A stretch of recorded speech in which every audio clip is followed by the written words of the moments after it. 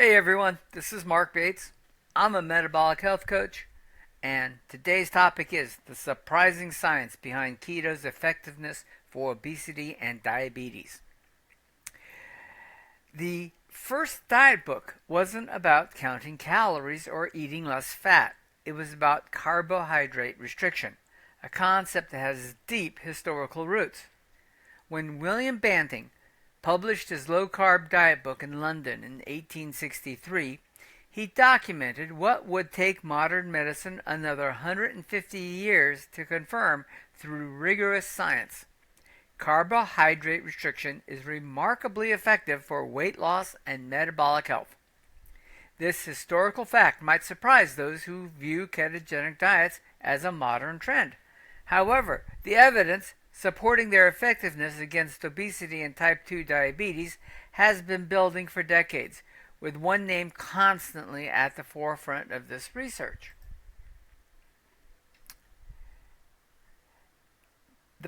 The guy you just saw in the slide before was Dr. Eric Westman, and he's known as the physician who broke the scientific taboo. Eric Westman is an associate professor of medicine at Duke University, not too far from where I live in South Carolina. He's up in North Carolina.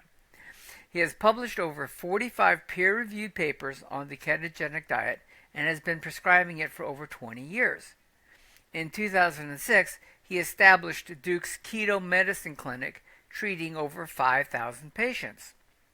But Westman's journey began at a time when studying high-fat, low-carbohydrate diets was considered taboo in medical research. Until 2002, there was a taboo on studying low-carb diets because they were high in fat, Dr. Westman explains. You could not get a study funded, or the scientists weren't interested in studying them because they didn't want to hurt people and cause harm. That changed when Westman published one of the first modern clinical trials on low-carb diets in the American Journal of Medicine. This groundbreaking research helped lift the scientific embargo on studying ketogenic diets approaches to health.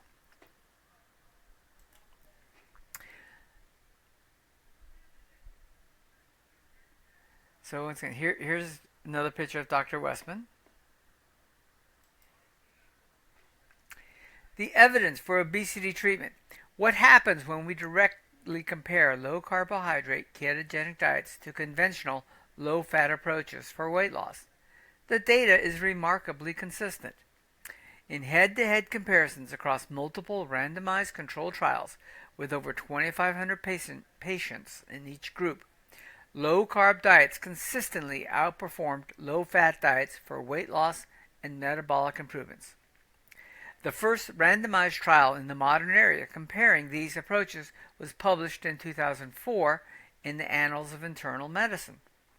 The results were precise, with 120 participants divided between low-fat and low-carb approaches. While low-fat diets can work, low-carb diets worked better. This finding has been replicated numerous times. In 2013, Bueno et al. Conducted a comprehensive meta-analysis examining all obesity studies comparing low-fat versus low-carb diets over a 12-month duration, and found that low-carb diets consistently produced better results.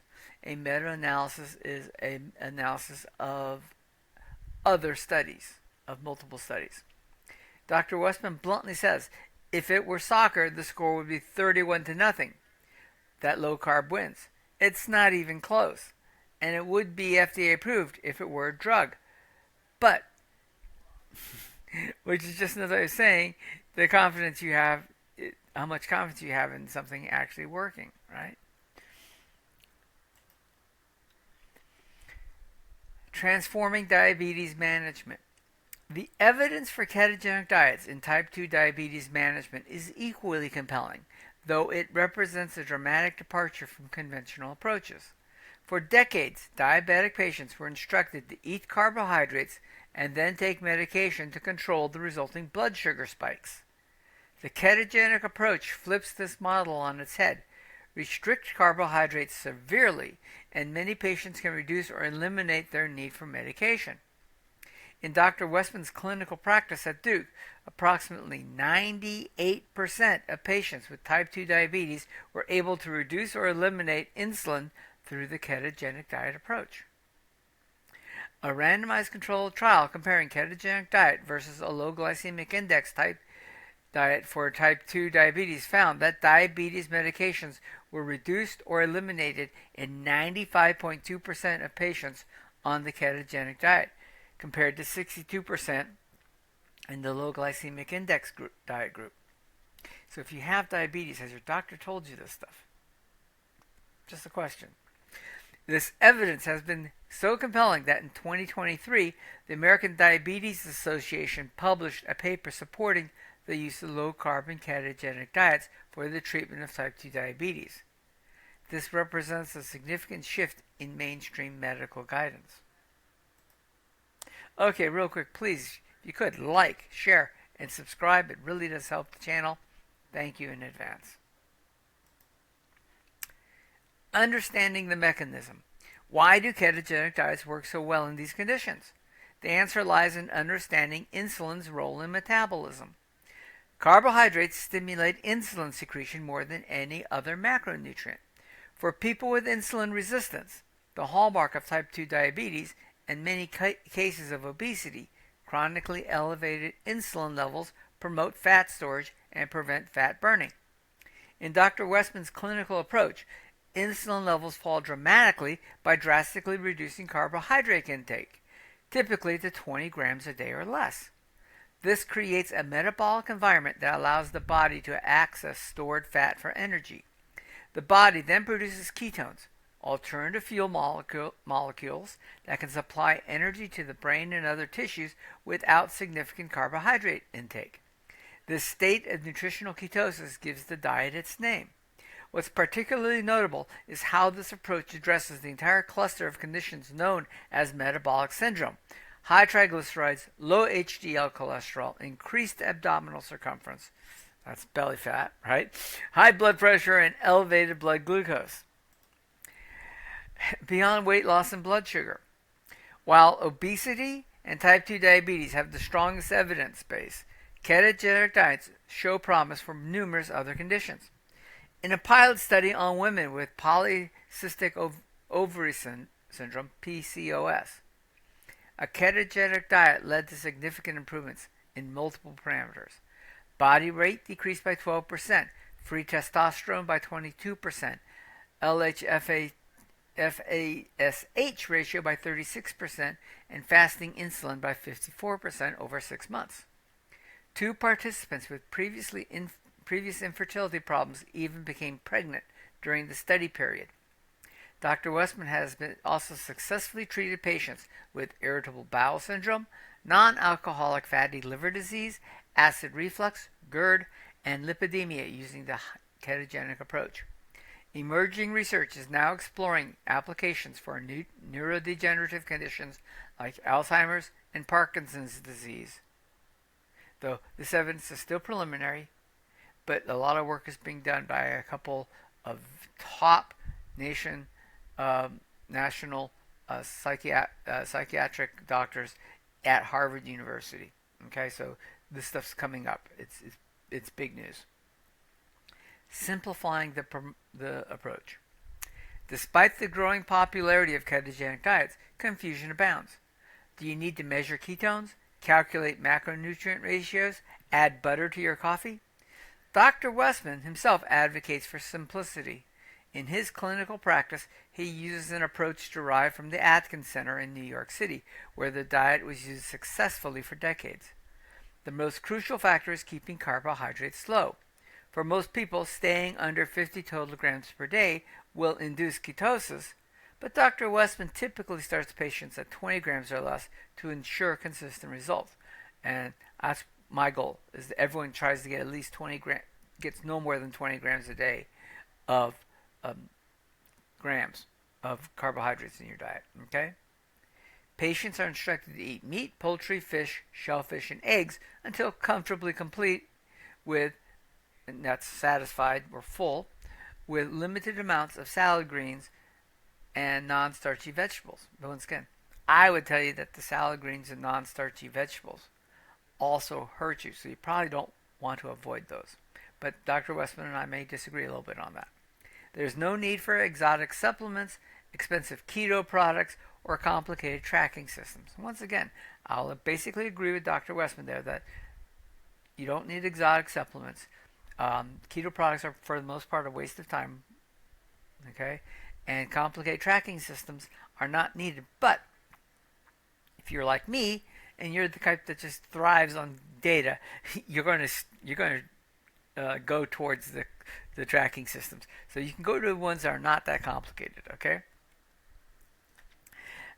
The ketogenic approach's intentional simplicity is designed to make it accessible to diverse populations and increase adherence rates, providing reassurance and confidence in its practicality. Okay, so yeah, it can be very simple. You don't have to get really exotic with this stuff. Okay, challenging conventional wisdom. The success of ketogenic diets challenges several deeply entrenched beliefs in nutrition science, sparking intrigue and engaging the audience in the discussion. First is the notion that a calorie is a calorie, regardless of its source. The metabolic effects of different macronutrients vary significantly, with carbohydrates having unique effects on insulin and fat storage. So calorie is not a calorie. Okay? Calories don't count, actually. Second is the belief that dietary fat, particularly saturated fat, causes heart disease. Despite increased fat intake, multiple studies of low-carb, high-fat diets show improvements in cardiovascular risk markers. Actually, if you take away saturated fat, your cardiovascular risk goes up. We've got studies that show that. Third is the idea that we need dietary carbohydrates for energy. The human body can efficiently produce glucose through gluconeogenesis and utilize ketones for most tissues, eliminating the biological necessity for dietary carbohydrates. Yes, there are absolutely no need for you to have any carbohydrates in your diet, period. Okay? These challenges to conventional wisdom explain much of the resistance to ketogenic approaches in mainstream medicine. Paradigm shifts rarely occur without resistance.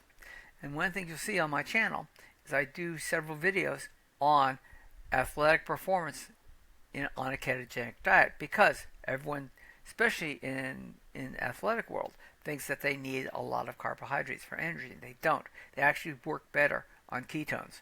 And if it works for athletes, it definitely works for the average person as well. Okay? So just keep that in mind. The future of keto medicine. As research continues to validate ketogenic approaches for various conditions, several developments are likely to shape the field.